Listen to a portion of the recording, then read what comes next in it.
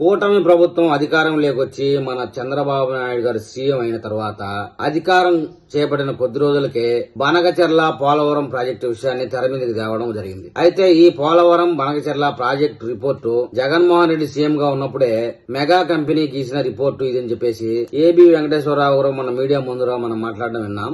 ఎవరు తయారు చేసినప్పటికీ ప్రజలకు ఉపయోగంలో ఉందా లేదా అని చూసుకోవాలి, కానీ ఏ ప్రభుత్వంలో గీశారా అనేది ముఖ్యం కాదు కదా.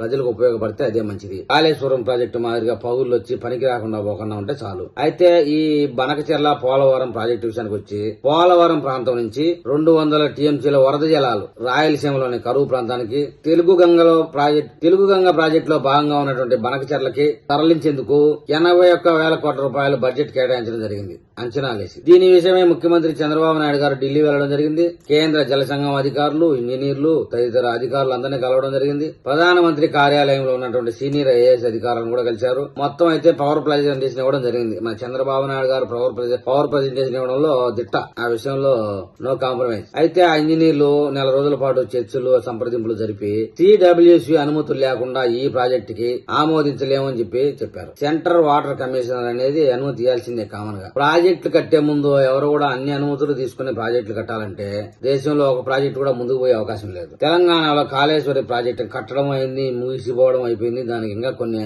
అనుమతులే లేవని చెప్తా ఉన్నారు. ప్రాజెక్ట్ అయితే 100% పూర్తయిందని చెప్తున్నారు. తెలంగాణలో మరికొన్ని ప్రాజెక్టులు నడుస్తా ఉన్నాయి. ఎత్తిపోతల పథకం మీద, గోదావరి మీద ఎన్నో ప్రాజెక్టులు నడుస్తా ఉన్నాయి. వాటన్నిటికీ లేవు. అలాగే బనకచెర్లకు కూడా పర్యావరణ అనుమతులు, సిడబ్ల్యూసి అనుమతులు తీసుకోవాల్సి ఉంటుంది ఖచ్చితంగా. పోలవరం నుంచి బనకచెర్లకి 200 టీఎంసీలు నీరు తరలించే క్రమంలో నల్లమల్ల ఫారెస్ట్ అనే కాడ రిజర్వ్ ఫారెస్ట్ ఏరియాలో 20 కిలోమీటర్ల మేర సొరంగం తవ్వాల్సి ఉంటుంది. మన భారతదేశంలో సొరంగ ప్రాజెక్టులు అనేటి ఎన్ని సంవత్సరాలు జరుగుతాయో అందరికీ తెలిసిందే. 205 సంవత్సరంలో భాగంగా జలయజ్ఞానికి సంబంధించి వెలుగొండ ప్రాజెక్టుకి శ్రీశైలం నుంచి సొరంగ మార్గం చేయాలని చేపట్టారు. ఇప్పటి వరకు పూర్తయిన దాఖలాలు లేవు. నానా ప్రయాసాలు పడతా ఉన్నారు.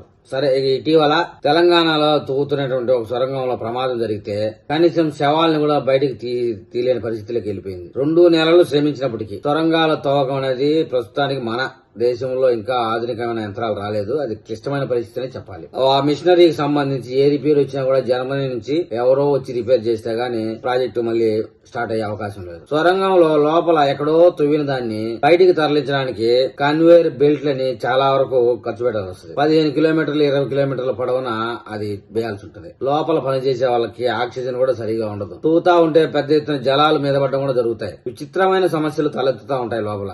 20 కిలోమీటర్ల సొరంగం అంటే మినిమం 20 సంవత్సరాలు తవ్వుతారు మన వాళ్ళు. అది కూడా నిధులు ప్రతి సంవత్సరం ఆపకుండా రిలీజ్ చేస్తా పోతా ఉంటే. అలాంటి సొరంగం ప్రాజెక్టులు పట్టుకుని చంద్రబాబు నాయుడు గారు ఈ పోలవరం బనకచెర్ల ప్రాజెక్టుని తెర మీదకి తేవడం జరిగింది. అయితే పోలవరం ప్రాజెక్టు నుంచి కులికాల ద్వారా ప్రకాశం బ్యారేజీ వరకు గ్రావిటీ ద్వారా నీరు తేవచ్చట. ఆ నీటిని నాగార్జున సాగర్ కుడికాల విషయానికి వచ్చేటప్పటికి 3 సార్లు లిఫ్టింగ్ చేసి ఎత్తిపోయాలట. అక్కడి నుంచి బొల్లాపల్లి రిజర్వాయర్కి తరలించే అవకాశం ఉంది. అంతవరకు గాన ఈ ప్రాజెక్టును పెట్టుకుని బొల్లాపల్లి నుంచి కుదిరితే వెలుగొండ దాకా పెట్టుకుని కొంతవరకు సక్సెస్ అయ్యే అవకాశం ఉందని నిపుణులు అయితే చెప్తా ఉన్నారు. ఒకేసారి గనక ఈ నల్లమల్ల ఫారెస్ట్ కు సొరంగాలేసి బనకచెర్లకు పెట్టేసరికి పర్యావరణం నుంచి చాలా కీలకమైనటువంటి అనుమతులు తీసుకోవాల్సి ఉంటది. రాబోయే రోజుల్లో చంద్రబాబు నాయుడు అనుమతులు సాధిస్తాడా, ఈ ప్రాజెక్టును ఊరికే చర్చలకు పరిమితం చేసి వదిలేస్తాడా అనే విషయం రాబోయే కొద్ది రోజుల్లో మరొక అప్డేట్ లో తెలిసే అవకాశం ఉంది. ఆ విషయం తెలియగానే మళ్ళీ నేను ఒక వీడియో చేస్తాను.